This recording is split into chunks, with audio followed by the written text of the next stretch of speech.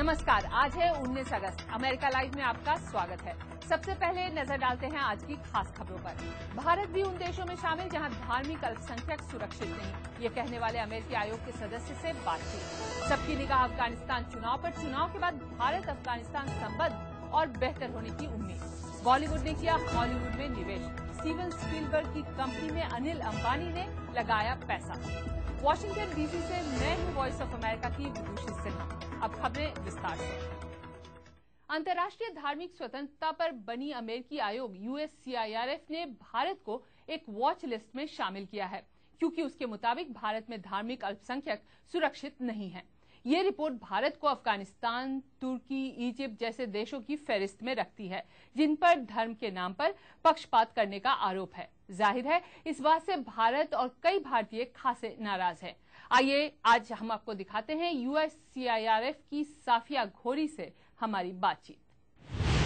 साफिया, भारत को इस लिस्ट में क्यों डाला? क्योंकि भारत के बारे में फिर भी कहते हैं कि एक हद तक वहाँ धार्मिक स्वतंत्रता है।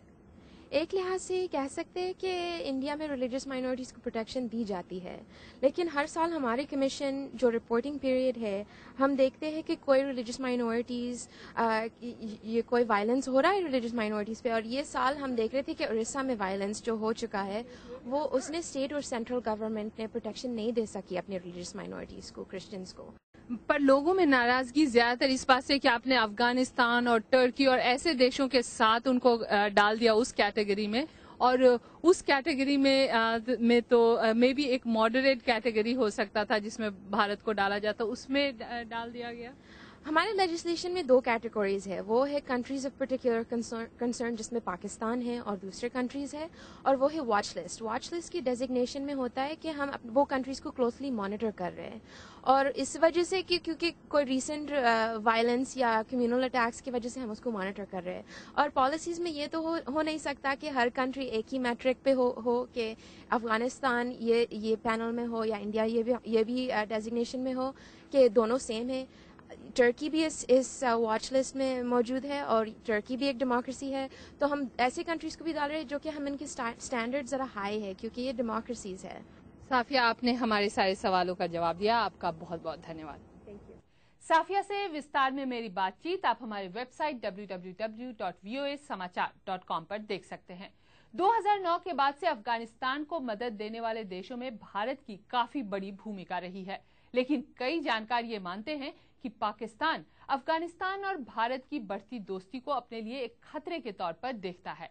वॉशिंगटन डीसी में विशेषज्ञों को उम्मीद है कि अफगानिस्तान में होने वाले चुनाव के बाद भारत और अफगानिस्तान के संबंध और मजबूत होंगे। अफगानिस्तान के प्रांत हेरात, मजार शरीफ, जलालाबाद और कंधार में जब से भारत ने कॉन्सुलेट्स खोले हैं, तब से पाकिस्तान ये आरोप लगा रहा है कि इन कॉन्सुलेट्स की आड़ में भारतीय खुफिया एजेंसियां पाकिस्तान के खिलाफ खुफिया मुहिम चला रही हैं और बलूचिस्तान प्रांत में अलगाववाद पैदा कर रही हैं। लेकिन जानकारों का कहना है कि अफगानिस्तान में हो रहे चुनाव में खड़े तीनों बड़े उम्मीदवार अफगानिस्तान और भारत के बीच संबंधों को लेकर पाकिस्तान के अविश्वास को दूर करना चाहते हैं।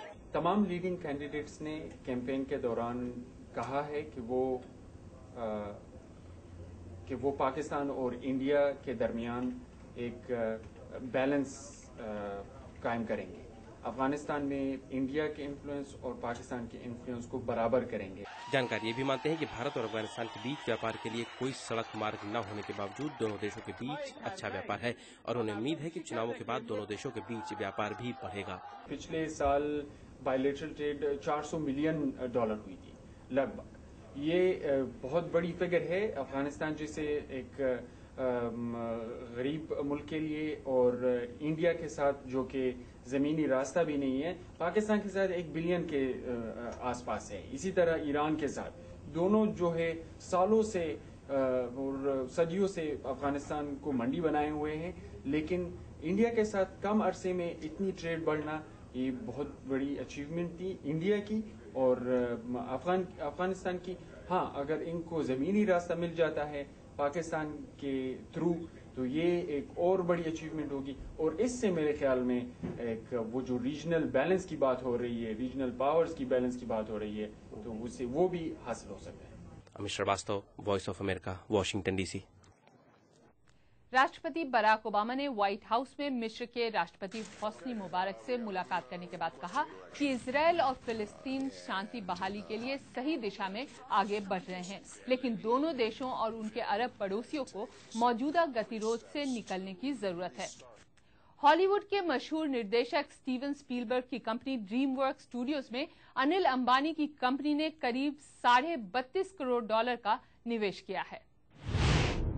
अनिल अंबानी की रिलायंस बिग एंटरटेनमेंट के निवेश के बाद स्टीवन स्पीलबर्ग दोबारा फिल्में बनानी शुरू करेंगे। सितंबर 2008 में स्पीलबर्ग ने पैरामाउंट पिक्चर्स से नाता तोड़ लिया था। अनिल अंबानी के अलावा जेपी मॉर्गन और वॉल्ट डिज्नी ने भी स्पीलबर्ग की कंपनी ड्रीमवर्क्स में पैसा लगाया है। रिलायंस बिग एंटरटेनमेंट ने इस निवेश को अपनी हॉलीवुड रणनीति का अहम हिस्सा बताया है।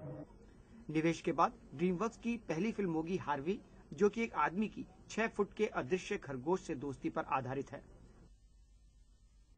अमेरिका लाइव आपको कैसा लगा और इसे हम कैसे बेहतर बना सकते हैं? अगर इस बारे में आपकी कोई राय है तो हमें लिख भेजिए। हमारा ईमेल एड्रेस है americalive@voanews.com। अमेरिका की बड़ी खबरों के साथ कल फिर मिलेंगे।